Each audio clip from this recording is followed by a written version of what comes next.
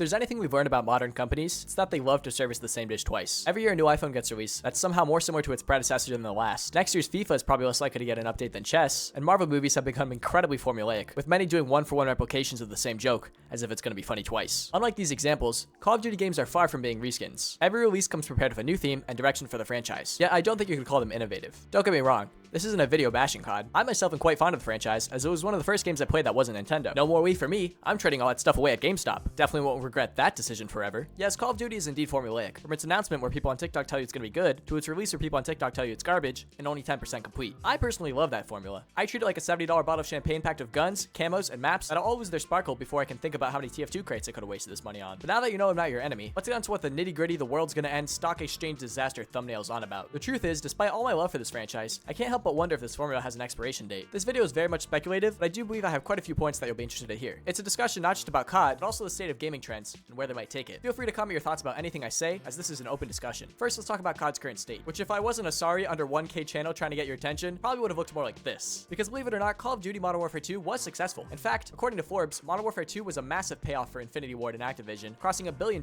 sold in just 10 days. To give you an example, GTA 5 reached $1 billion in 3 days. So definitely some impressive earnings there. But I don't think that anyone's really interested in hearing about numbers like that. It's kind of like how in every single movie trailer, the movie insists that it's the #1 movie in the world, just for the next trailer in your double YouTube ad to say the same thing. Or how every book seems to be on the New York Times bestsellers list, despite the fact that I haven't read one in 11 years. Point is, it's pretty obvious that if you have a relatively successful product, there are numbers you can easily manipulate to make it look like a smash hit. So while Modern Warfare 2 might seem like an amazing success, you can also just look at the mixed reviews on Steam to get a better idea of what's really going on. Those are going to remain in the game's legacy despite how many it sells. So let's move on to my speculation about the Call of Duty franchise, and why I think despite its rudimentary success, things may change. If you look around on the internet in the last 5 years, especially on Twitch, there's been an undeniable rise in playing games differently from the way they were designed. Nowadays, a 100 Days Minecraft video is going to get way more views than just a normal playthrough, as will a Nuzlocke or hitless run of a different game. Playing games like this is very entertaining to us, because it adds a spice that the original game often lacks. I myself attempted to beat Skyrim on Legendary mode deathless, and while it was quite the painful experience at times, it was one of the most exhilarating and memorable gaming experiences I've had in a while. People like changing up the rules of games to be harder and to have higher stakes,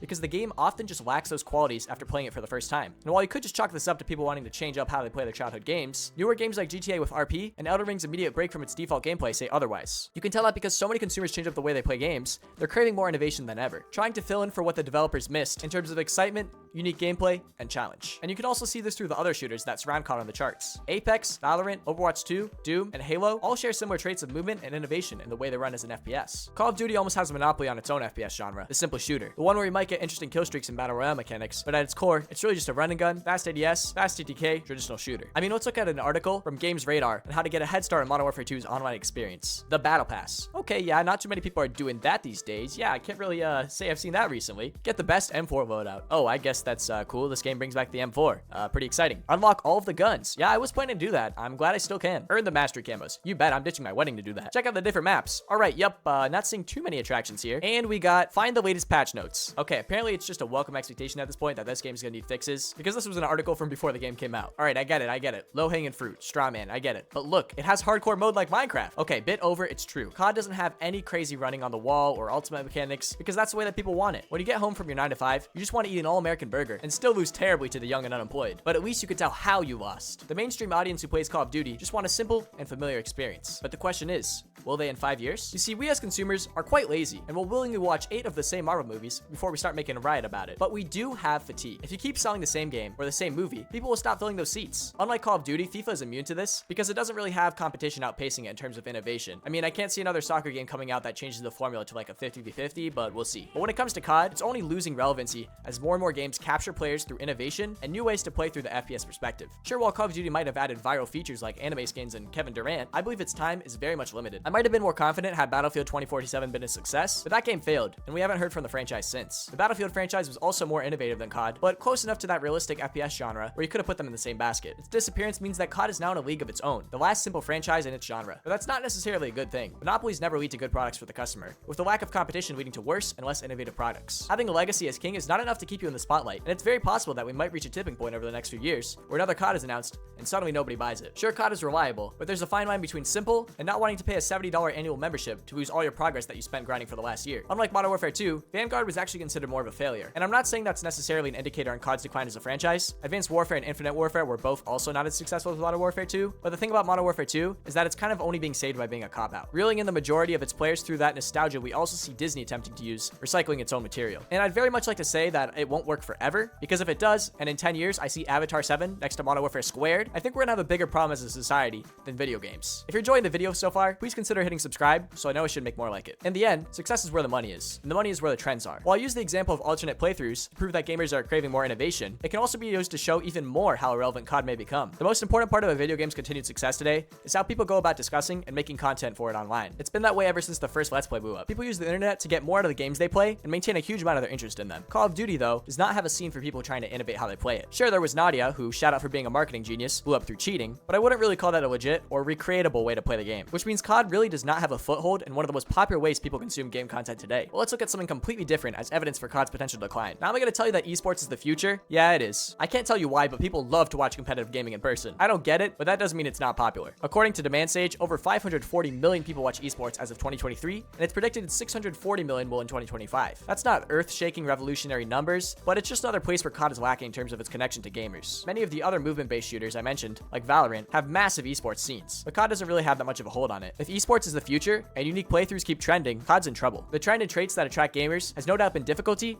and unique mechanics. At least that's where the trend seems to be going. And if things continue like this, I don't think COD adding Warzone 3 or another Weedmobile is going to change its fate. But like I said, COD is still a very successful game today, and there's still plenty of time to adapt. It might just be that the COD we know today might not be the same one in 5 years if it wants to survive.